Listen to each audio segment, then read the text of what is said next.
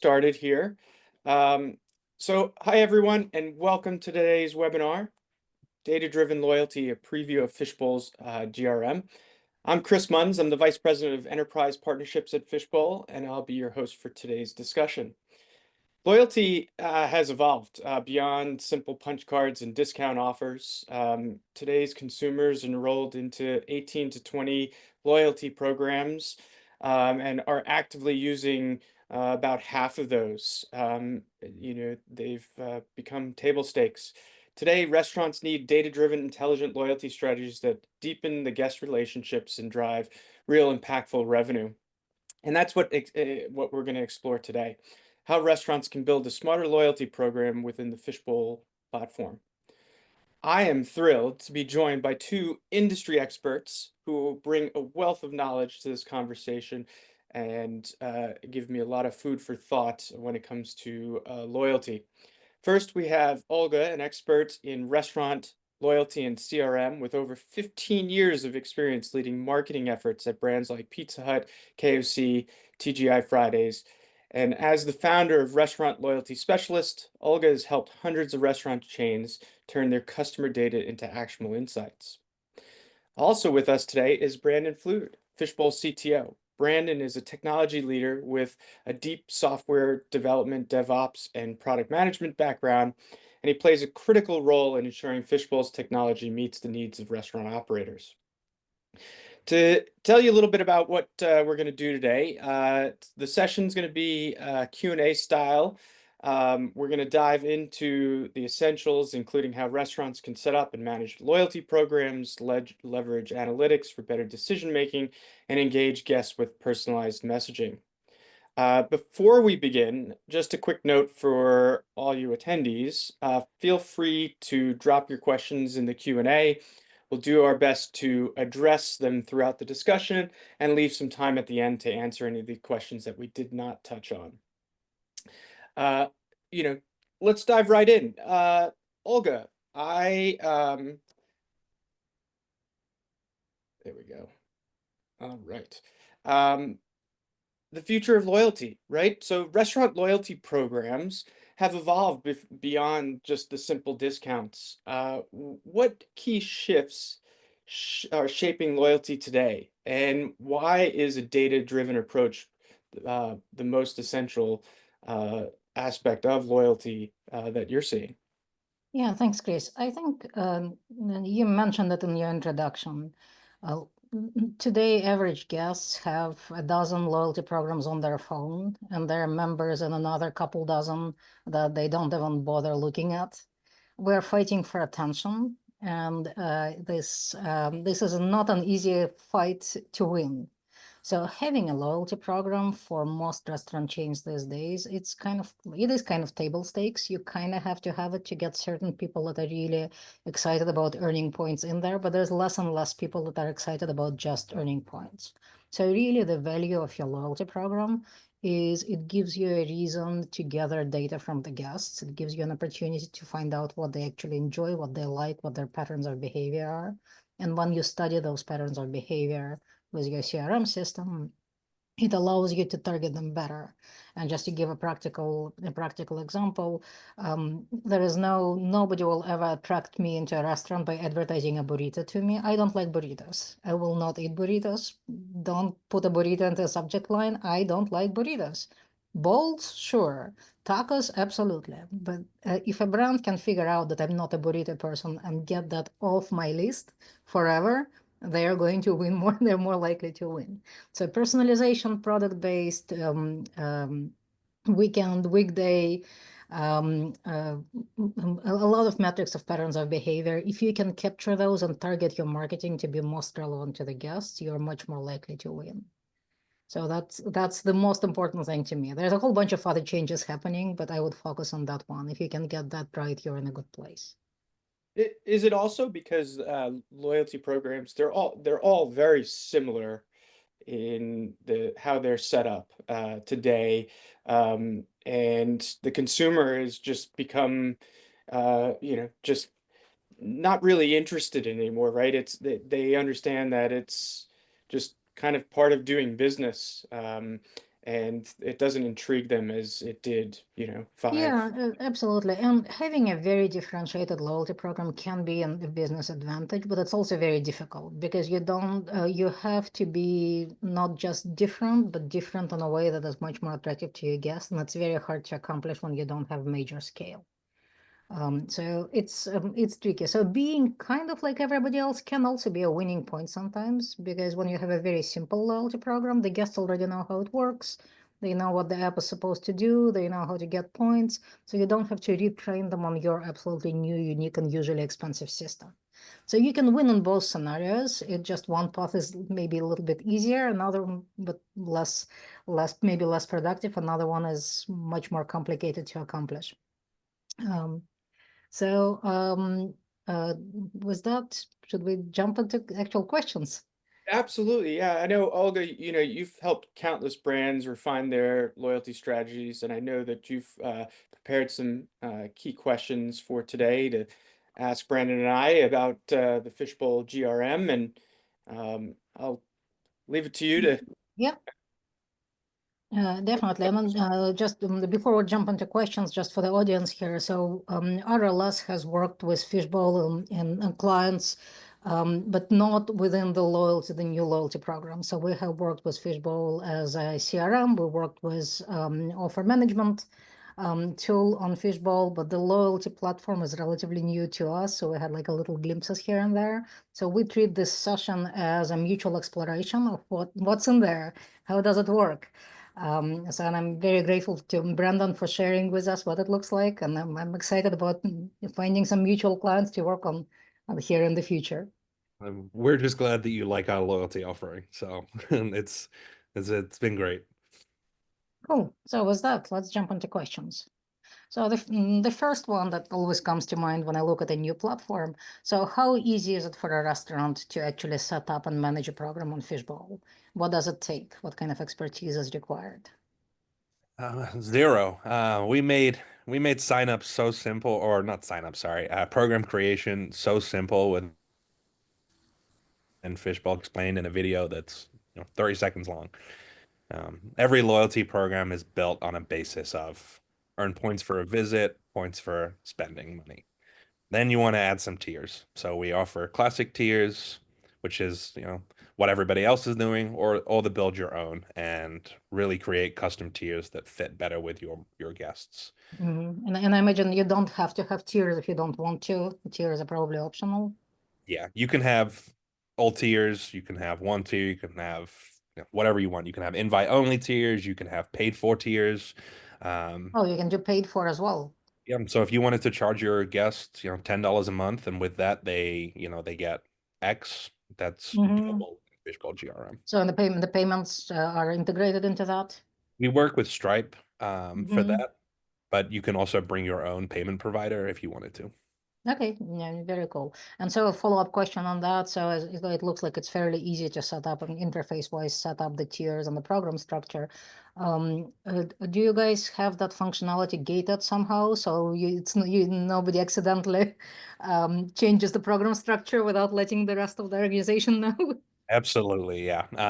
Every program has the program owner. That's your kind of executive sponsor of that program. They can change that program owner. But then the people that you have that work on that loyalty program with you, whether you have a dedicated team, whether it's just you, whether it's you and one other person, yeah, you can add permissions to every item within loyalty. So you want them to create rewards, but they can't create tiers, you can do that. If you want the opposite, you can do that. Yeah, and so I imagine you guys have some like preset profiles that clients can use, and then they can modify it depending on what kind of roles people within their organizations, or like their agencies or whoever else may be working on it. Correct. Yeah, we have 5 base roles across the Mhm. GRM, and then those roles can be, cloned and updated to better fit the business.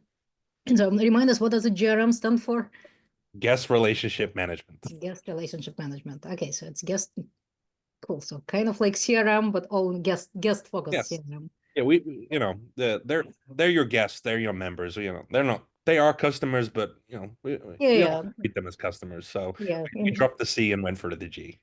Yeah, well, we do call them, most restaurants call them guests and not customers. So that's what I learned 20 years ago. Can we jump to the next question? Okay, so the next one is one of my favorites, analytics and reporting. So when you look at the loyalty program, it's not just how many guests are participating, it's not just and not just the top line health metrics, but what are you tracking in terms of campaign performance and overall program performance? And, so there's a nice little screenshot on the next slide here of our reward dashboard. These are a few of the tiles that we have. You can see the check average, that the promotions that are working best. And then we have the widget center, so I can drag more widgets into my dashboard, which is personalized to me. Two people at the same restaurant group, you might have completely different dashboards depending on what you care about. But every metric that comes into Fishbowl GRM, whether that's a loyalty transaction, a non-loyalty transaction, a reservation, a paid event, that all feeds into the data, and that helps. The information that you see here is based on all of your data, not just the loyalty data. Got it. And so you guys, I imagine, have like preset views that you recommend to users to start with, and then customize from there. Exactly. Yeah. Each card here has multiple different views. This one here, this screenshot is my view. That's what you like. That's okay. That's how I like it.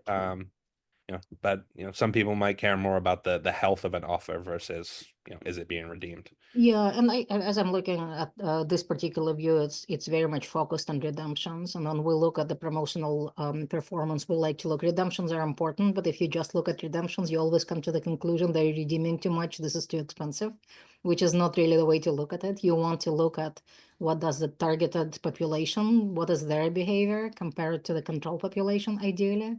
So do you guys also track how did the guests targeted by the promotion or campaign perform? Like, are you able to see that? Yeah, it's part of our guest profile. You can view the timeline of events for that guest. So, when they first entered Fishbowl GRM, were they a loyalty member? If they weren't, which campaign were they sent that triggered them becoming a loyalty member? And then how does that transactional performance increase as a result of being a loyalty member? That's all visible within the guest profiles. And then talking, accruals, redemptions, etc. Those are within our detailed reports. Those are very high level, a lot more filtering. We recommend those for, more of the accounting part of loyalty. This is more that high level data that I want to see every day. Yeah. And are you guys able, in terms of reporting, also look at the behavior of the rest of the guests that are not identifiable? So the point of sale transactions overall, or maybe guests from online ordering, Olo, etc. Yeah, so we'll have multiple profiles of types of guests, non-loyalty, loyalty, online orderers, in-store orderers, and then you can compare the metrics across all of those groups. And number of groups is different for every restaurant group and the style of service they have. So not one blanket answer, but short answer. I imagine you can also filter it by geography from multiple locations, so you can create. Yeah, if you have store groups set up, if you have store groups based on geography, if you have store groups based on, if they're a franchise unit, if they're not, all of those reporting metrics are available. And in terms of the overall program health performance, so as here, this screen is mostly focusing on individual promotions and individual redemptions. So what are you guys tracking as a KPIs for the program, and how are your users able to look at that? Percentage of points that they're spending, percentage of, if there's an increase in check average, you can see here, the check average is up 3%, and the discount usage is down 7% in the last week. So I'm seeing all of these health indicators daily, and this helps me drive those decisions to perhaps tweak my marketing campaign or try something different. You touched on it at the beginning, the simple loyalty program, it does work, but this is where I'm going to see that perhaps a couple changes are needed.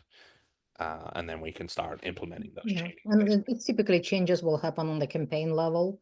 It's you cannot just tweak the base program very easily every time something doesn't quite look right. Those changes happen every couple of years. But on the promotion level, it's really important to be able to track the performance of individual promotions as you go, and do less of this, more of that, try variations, etc. Yeah. You know, certain promotions are gonna appeal more to specific demographics.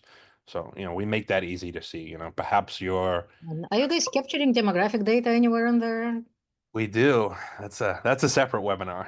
Okay, let's keep it as a separate webinar because that's a tricky one. That tends to be difficult at times. Okay, cool. Let's jump on to the next question. Okay, so another one based on experience. How do you handle customer support and troubleshooting? Because what we experience is because we deploy a lot of campaigns for the clients.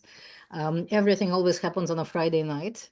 And sometimes it's Thursday evening when like, okay, we got to launch it by Friday. So how does that work?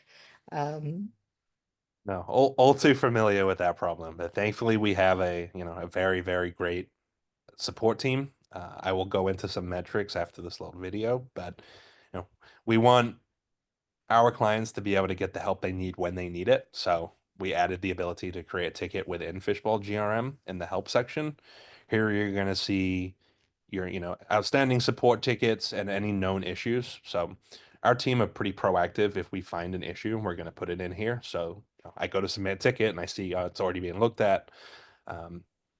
But in terms of the metrics, we're very proud of our 95% resolution within the first hour with our support team. Typically it's less than half an hour, but the statistic isn't as impressive. So 95% within an hour, we think it's very good. And I'm confident that we beat everybody else in this space with our support.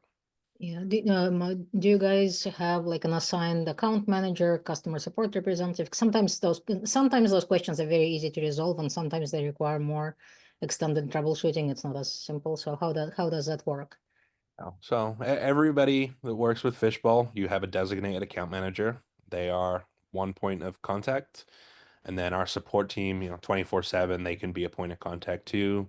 And then during onboarding, until you are 100% happy with using Fishbowl GRM, you have a dedicated onboarding specialist. Mhm. They are your initial go-to for any of those questions.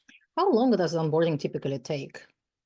Our average is, somewhere, 4 to 8 weeks, depending on size. If you're a 600 unit group, you're going to be closer to the 8 week. If you're, 5 units, you're, a little closer to 2 or 3 weeks. So is it different for like existing Fishbowl clients versus people coming off different platforms?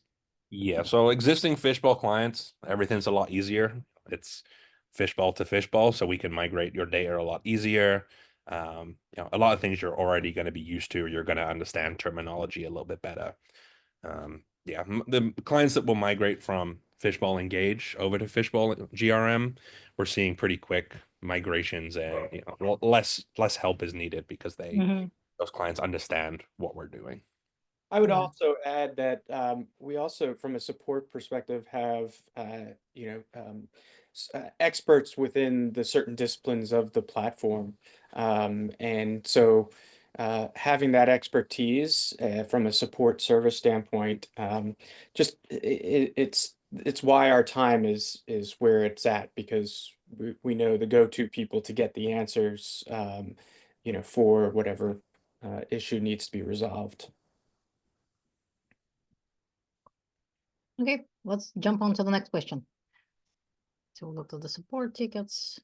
Yeah, the support is really important because it's hard to overestimate how critical it is and how much it really saves you in the situations where something is not working right on a National Pizza Day or whatever biggest event of the year that you happen to have. So that is super. Well, as these programs have become more and more complex with more integrations, more data, and more connected systems, because of that, people have questions, right? And they want to be able to answer or get those answers from the experts. And it is super critical today to have a level of service that exemplifies what they need.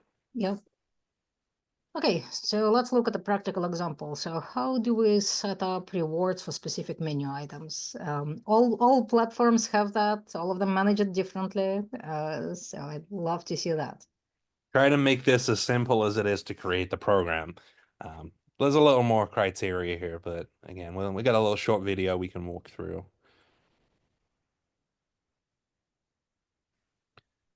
First up, navigate to my reward section, create a reward, give it a name, let myself catch up on this typing. I'm going to select a type. So bonus points, free menu items. We have two options, either redeem from balance or redeem from your wallet. This example is, it's going to cost me 1,000 points from my balance to get a free, whatever that is. So what's the difference between redeem from balance and the second option, redeem from wallet? So redeem from balance is, I earn 100 points for every visit, and then in that case, 1,000 visit or 10 visits gets me 1,000 points. I redeem that 1,000 points for a free sandwich. Wallet is I earn a reward for a specific action. Okay. And those are mine. They do not deduct from my points balance. So typically this is, on sign up, get a free, $5 off. So it's either earned or gifted through a campaign. So you Exactly. don't have to, you basically apply that already gifted reward to your, yeah. So when I was looking at the menu items and then scrolled by quickly, so what I saw was actually very nicely, you can actually select the item based on the item name. So what we've experienced was in real life is that menu names can tend to be a little confusing. The same thing is called 10 different things, and sometimes items are not perfectly organized in point of sale systems. So how do you guys manage that? The same way that we harmonize guest data, we harmonize that menu data. It's coming from the point of sale, your online ordering system. You have a specific location that has a specific menu item. McDonald's bring the McRib back, and it's only at certain locations. So what we do is we bring in all of that menu data. We map what we can automatically. A lot of times there is a lot of overlap, and it's not a big deal. The second step is we'll look at those menu items that weren't able to be mapped. We'll have our support team try and take care of those items. And then last ditch is we'll reach out to you as the client and, what are these menu items? Where do we put them? Can't figure out where they go. But, we want to take as much of that off of our clients' hands as possible. Especially the guy running the loyalty program is not the same person that's running the point of sale most of the time. Yeah, it never is. So, and let's say it's all set up and it's working as expected. Me being paranoid about my client rewards deployment, I always want to test before it actually goes live to make sure that it actually did capture every single cheeseburger and there's no cheeseburger left behind somewhere in the dark corner of the universe. So how do we test that? How do we make sure that all modifications work? If you take onions off, the reward doesn't stop applying. So how do we do that? What's the procedure? We always recommend creating a test tier. Add your testers, your internal testers. Perhaps it's the manager of each location becomes a tester. Add them. Set that balance if you're doing the balance-based reward system. If you're doing the wallet-based reward system, let's give them a handful of rewards. In your case, free cheeseburger. And the best way to test is to test. So just online or point of sale. And we're integrated with, I don't have the list in front of me, but all the major point of sales, all the major online ordering systems. We're the loyalty provider. They reach out to us, we do the calculations and send it back. Chances are, if you're a new client of ours that wants to do loyalty, we've already seen the combination of technology that you're using. We already know how to handle it. We'll get those. A lot of times we get those test tiers set up for you, and we're there to support you in the testing. And do you guys handle clients that have multiple point of sale system across different locations, like franchise or? Oh boy, do we? Yes. It's a common drama. We try and make our loyalty system is point of sale agnostic. That's why it works with online ordering, works with point of sale. If you wanted to integrate with OpenTable and a reservation earns you points, we can do that. So yeah, there's very rarely a combination, and because of the way our loyalty system works, if you wanted to update your point of sale, in 6 months and move from, I don't know, I got to pick two lucky point of sale providers. You move from Square to Toast, you don't have to rebuild your loyalty program. Fishbowl stores that background. still there. You don't have to distribute new passes to people. There's no new training other than, on Square it's this button to start a loyalty transaction. On Toast it's this button. That's as simple as we try to make it. So you don't really have to do, a lot of testing. It's like you said, it's does everything work as we expect it to? Okay, cool. That's really it. We see loyalty clients of ours are able to get a program up and running within a week or two most of the time. Very cool.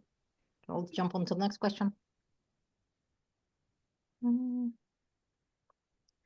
Okay, so that was a functionality I was really curious about. They invite only tiers that get very special rewards. A lot of clients of ours are curious about how do you do something a little bit different than just spend money, earn points, then burn points on something else. But at the same time, it's very difficult to provide custom rewards to absolutely everybody.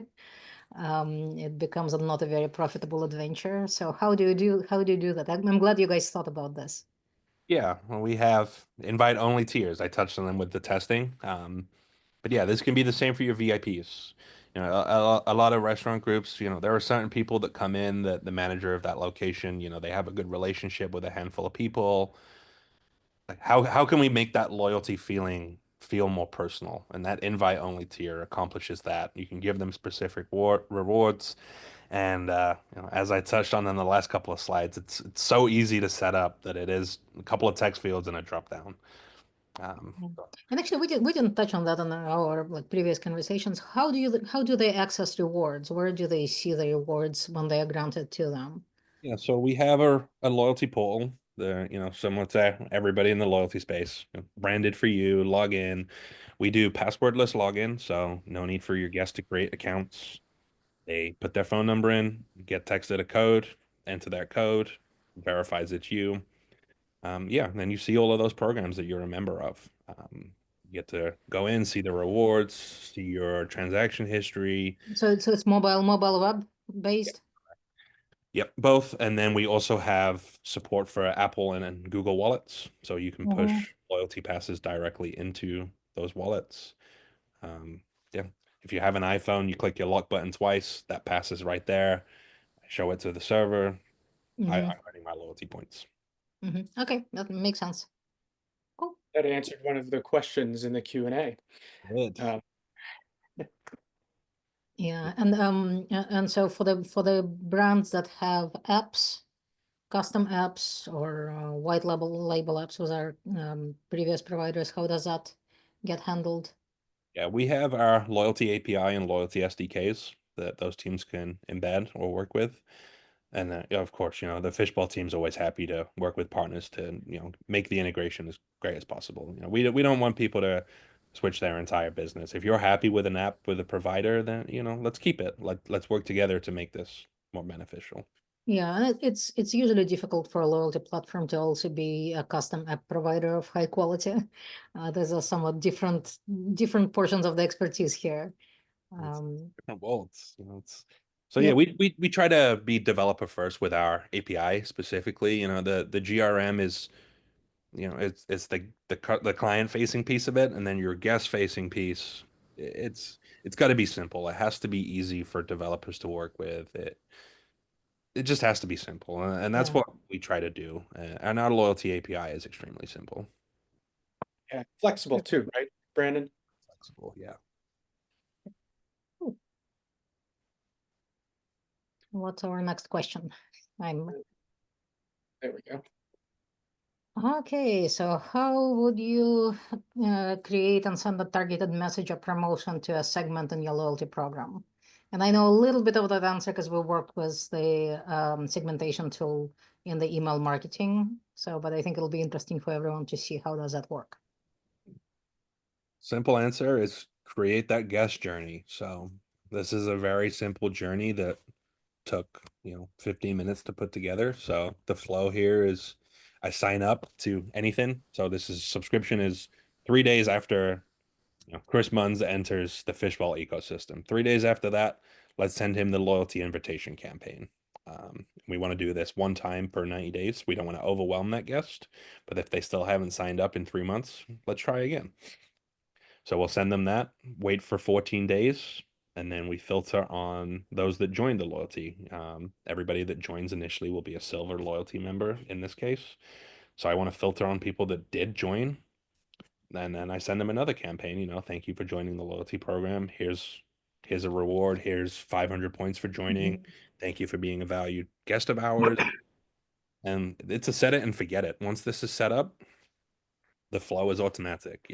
Any guest that comes in, they're gonna get that email.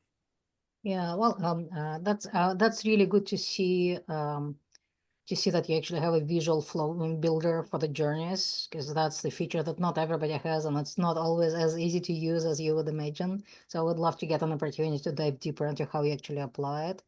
I don't know if I 100% agree with set it and forget it, because it's really important to look at what does it actually do. Because we've built a lot of journeys that did not perform with other providers that did not perform exactly as expected, and they required a lot of tweaking. So as you look at this journey and individual steps, are you able to see the performance of individual steps? Are you able to do some level of A/B testing? Because very often it just comes down to a subject line message. People don't like the subject line, they never click, and the journey basically doesn't work. Change the subject line, miracles happen. Yeah, I mean, yeah, we'll support all of those things. These journey, each step there, minus the filtering and the delay, the performance from a particular journey, you can see all of that. And then we touched on it with the reward dashboard, but within our marketing dashboard, you will see the performance of those campaigns. What is the benchmark for your and open? are you able to swap out individual steps without stopping the entire journey? So you can kind of hard to see on the screenshot, but there's copy, delete, and edit. If you want to delete the delay, it will remove that step and it will flow from campaign to filter. If you want to increase that delay, if you want to change the campaign, it's so you can do it without kicking people out of the journey, because that's one of the challenges that we find sometimes, where the journey, in order to make modifications to the journey, you actually have to scrap it and start a new one, and then everybody who was in the middle of the journey, you're like, what do we do with those people? And now you have to custom retarget them, and it's a lot of work. You want to be able to edit it on the fly if it doesn't work. We're constantly storing which step of a journey a guest is at. And if they're on the step that you replace, they're going to just be entered right there at that new step. So you push them into the next step automatically without too much drama. Okay, that is good to see. How many journeys do you think a typical customer will build? Customer meaning the restaurant brand. Too many. I think journeys can be a lot simpler with, correct segmentation, correct filtering, correct branching. Ideally, I would just love to see every restaurant group with one journey that is that customer flow. That's from start to finish, right? But we're also not gonna happen. Not gonna happen. So, no, we see, your traditional journeys. You get your birthday journeys, your, welcome journeys, which is kind of part of with that loyalty effect.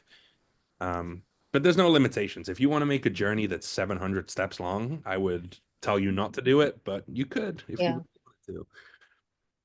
But yeah, like I would say somewhere in like the 5 to 10 bracket as an average. We typically build out. So we build a welcome journey. Sometimes we split them based on the customer preferences, usually product propensity based. Once we've established what they actually like to purchase, then we split it up into family versus individual, kids versus whatever, or individual products. We see a lot of lapsed user journeys being built, and those require a lot of testing because it's very easy to over discount when you build a lapsed user journey. So you get high level of redemptions, but if you're not careful, you find out you're actually discounting people too much, and your lapsed users are spending less than the users that naturally show up. For brands that have a solid e-club, very often we build a journey of conversion from e-club to loyalty.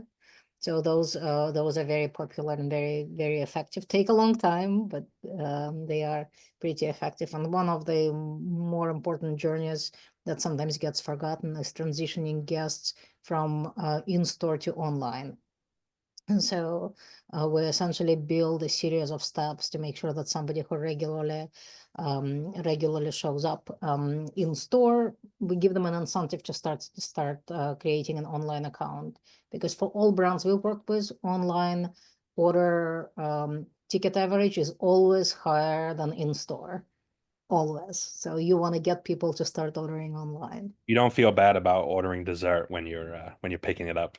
Yeah, but it's also I think some of it is you don't, when you're in store, you feel like you have an opportunity to fix a mistake. If there's not enough fries, you always can get enough fries. If there's not enough food, when you're doing an online order, you just gotta get enough. You don't want to go be doing it again or adding something later. So I think that's a psychology out.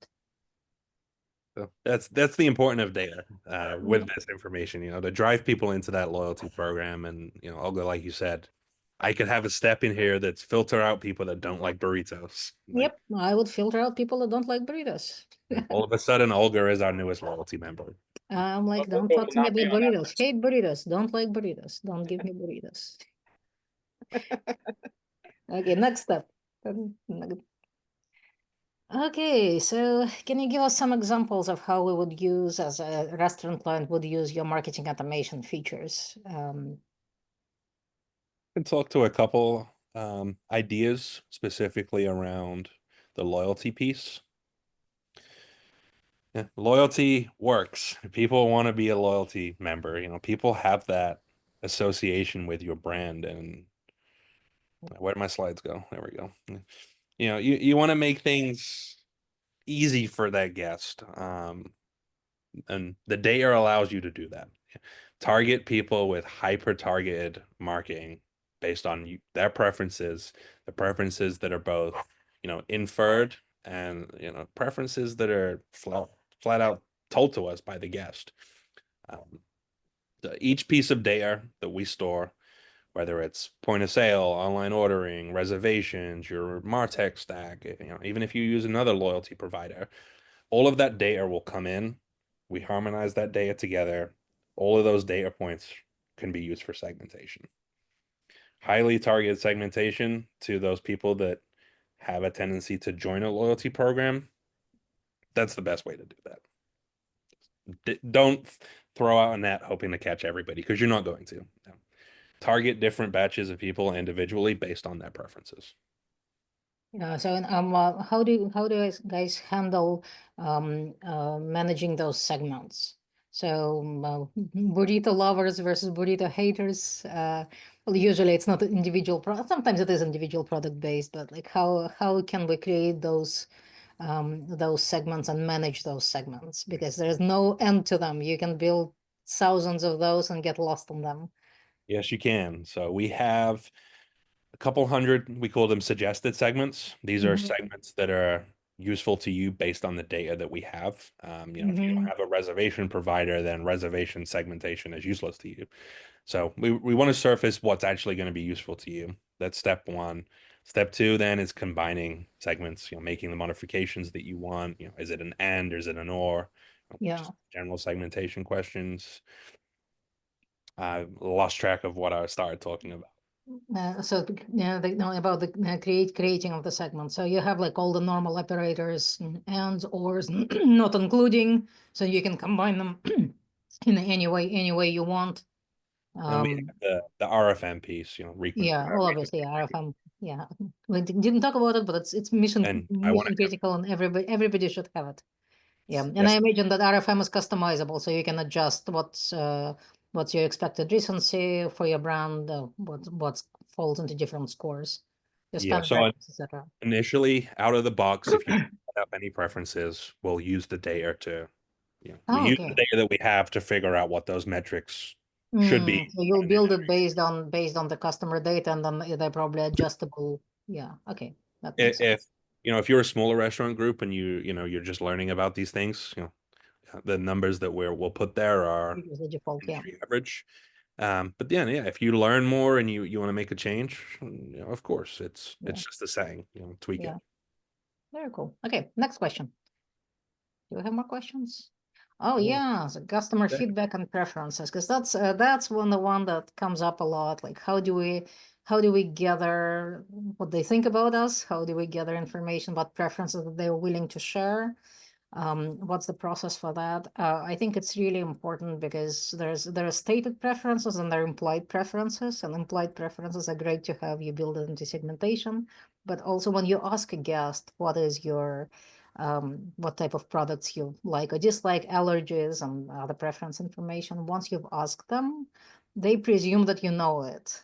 So you need to be able to carefully filter future information to avoid suggestions on mentions of items that are on their exclusion list. So how do we manage that?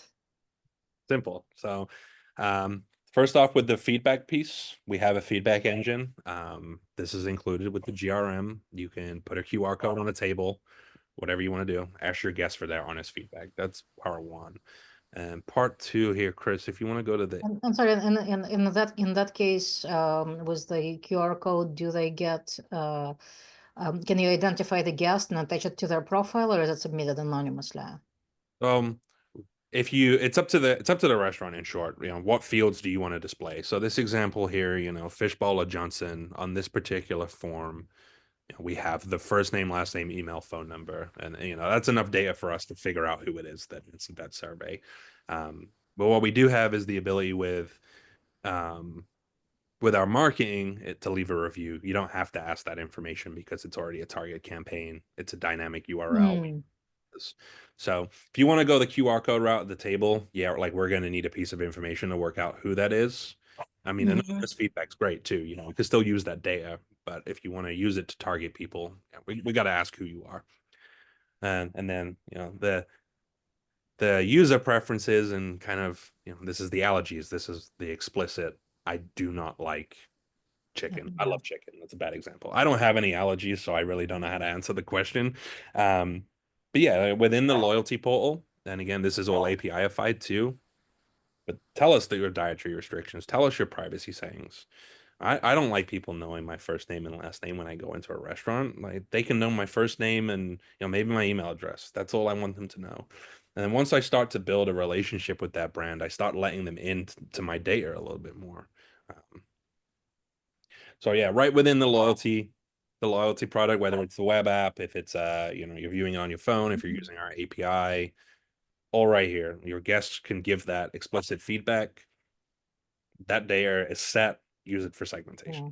So and then if Brandon said that he had a negative or a neutral experience at the restaurant during the visit, so are we able to create a segment of guests that, let's say, on a daily basis have submitted negative or neutral feedback, so we can retarget them with automatic journey, saying, hey, here is an offer, here is a sorry, here is a freebie or whatever.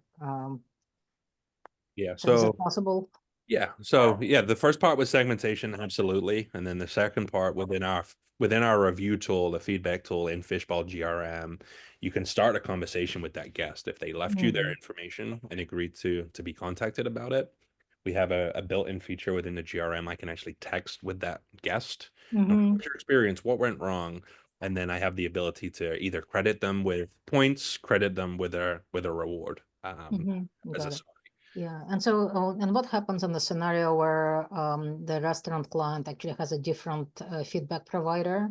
There are many different options out there. So is there a way to integrate the information if they happen to be a loyalty member to push it through into the GRM?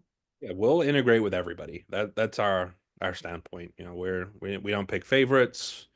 We're not gonna bully people into using everything within Fishbowl GRM. If you have a review partner that you love, let us know who it is, and we'll get a conversation going. And then you can augment your data with the data that comes through that provider. Okay, cool. Very cool. Awesome. Okay, what's next on our question list? Okay, this one is so a lot of our clients are curious about how can we make our program different? How can we make it unique? And it tends to be really hard to create a non-food, to allow non-food based rewards. So whether it's merchandise or experiences, that tends to be fairly tricky. So have you guys thought about how to do this? We put some thought into it. We have a merchandise partner, so if you wanted to create, T-shirts or a baseball cap, whatever. Oh, who's the merchandise partner? I'd love to know if it's. I can't remember their name off the top of my head, but they I'm happy to share that. But yeah, Oh, it's good to know that there's somebody who's integrated exists. So that's good to know. yeah. So we work with them, and essentially, you know, the Culture Studio is the name of them. I just got a Slack message. So yeah, we work with them.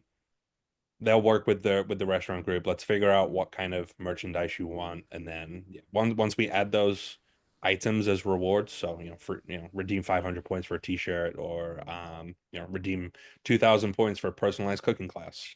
Mm-hmm. That's all. And so those items can be they can exist as like a dropship type of reward. Like if it's not offered in stores, you can actually do that. Exactly. We've toyed with the idea of bring in a certain amount of merchandise to each store, but it makes more sense just to have somebody else fulfill it. No, it's hard to actually provide it in store. Like if you redeeming them in store, it just that's the whole retail component that most restaurants are not prepared or interested in handling. Yeah. That's it. Like, Plus, everybody likes to get something delivered to their house. That's So we're trained for that now. yes, Amazon box at my door, please. and the beauty of this too, like when you're offering something like that requires a mailing address, requires a phone number, you start to get this information, even if you can't use it, their phone number, you can't communicate with them if they're not opted in. But now we have their phone number. Now we have information. They're willing to give us that phone number, so we can build a campaign to, build them, get them into the SMS club. Maybe offer them a loyalty incentive. Your t-shirt's free if you join our SMS program. Maybe a little bit rich, but I mean, listen, I think it's true loyalty, right? If you can get somebody to wear your t-shirt or hat, then they're really a brand advocate for you. And that's what they chose to use their points on. It really shows what that feeling of loyalty means to them, which I think is really important for this more data-driven environment we're working within. Absolutely, and free marketing too. I put on a t-shirt with a restaurant group. I'm a walking billboard. People are going, where'd you get that t-shirt? I like that t-shirt. I'm like, oh, you got to go sign up for the loyalty program and earn 500 points. Loyalty is starting to move away from the free appetizer and more to I want to feel like you care about me when I come into your restaurant. Yeah, I don't know if it's moving away, but I think it can't be the only thing. I think there is still, when you go to the restaurant, you do want your free appetizer, your free drink, or I'm not going to say no to it. That's for sure. No, I don't think it's going away, but I think it's just not enough on its own. You can't keep people interested with just free appetizers or half price appetizers. I mean, there's only so many times you can eat a certain appetizer before you. Yeah, but I think the important point here that it looks like you guys are making it relatively easy for a brand to actually offer a merchandising program that can be redeemed using the reward points and can be given to the guests either to a secret tier or so to a specific segment of customers. So this can be complicated with some other platforms. So that's really cool that you have it built in. Okay. Everything needs to be So simple. do we have any more questions? No, we don't. Woohoo! I think we're that through with my questions that I have put together after looking at the functionality a little bit. Yeah, that brings us to the end of that part of it. And I appreciate all the insight, Olga and Brandon. Super interesting. We have a few questions. I know we're coming up on just a few minutes left, but we do have some questions from our audience. Let's see here. So if they have an existing loyalty provider, how hard is it to transfer all the existing wallets into a new system? I know we touched on this a little bit, but Brandon, can you explain a little bit more about that and the process that we go through? Yeah, so as part of our onboarding process, we'll work with you to figure out what the day is where you're going to make the loyalty switch. If you're moving from a different provider, we're going to bring in their balances. We're going to, provider dependent, bring in that history of their points balances. Every piece of data that we can get, we're going to bring into the GRM. And then those people are converted to Fishbowl GRM loyalty members. And then we start the marketing flow of making sure they get their passes, etc. Yeah, that makes sense. So another question, this is around integrations. Integrations often can be challenging for, restaurants with using multiple systems. Um, how does the Fishbowl GRM seamlessly connect with existing tech stacks like the POS systems, online ordering? You brought up feedback, review systems. Are I knowing, working at Fishbowl, right, and being head of partnerships, this is critical mission and but from a technical perspective, how are we looking at this? There's not one answer. It always depends on the provider and who we're integrating with. But no, it's becoming more and more common for these providers to have APIs that we can work with. We can ingest that data.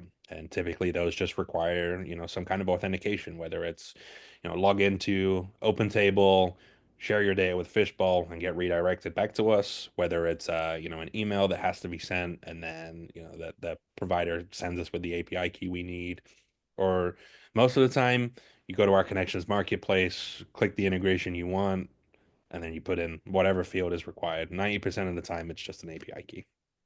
And then as soon as you hit connect, we're going to verify we can pull that data and start syncing. Yeah, and we're, as you said earlier, we're open to working with anybody's tech stack. So bring it on. We're ready to help. It would Uh, be amazing if every restaurant had exactly the same tech stack, but it's never going to happen. So uh, that would mean that every restaurant would be the same, and that would be boring. be That would great never. if you have OCD. So this is I think this question speaks to the full array of the platform and all of its systems. So if we already have an eClub program with Fishbowl within the Engage platform, can we rebrand that as a loyalty program, but not feature points? For example, can we track purchases on the back end and send offers based on purchase behavior, and also offer paid tier subscription program? I think this question really speaks to the flexibility of our platform. But Brandon, I'd love for you to expand upon how and what that would look like. Yeah. So, every loyalty program is built two theories. I earn for spending money with you, or I earn for visiting you. If you don't want to earn points, they earn no points for a visit. They earn no points for a spend, but you can still track them through the loyalty program. So short answer is yes. We just have to modify how that loyalty program works slightly to fit that use case. But we have a handful of clients that are doing a similar thing. Don't earn any points, but it's just that identification part.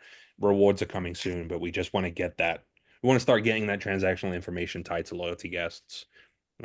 What type of person it is. Yeah. Just helps them Yeah. build those rewards, basically. Get it right before they launch the rewards.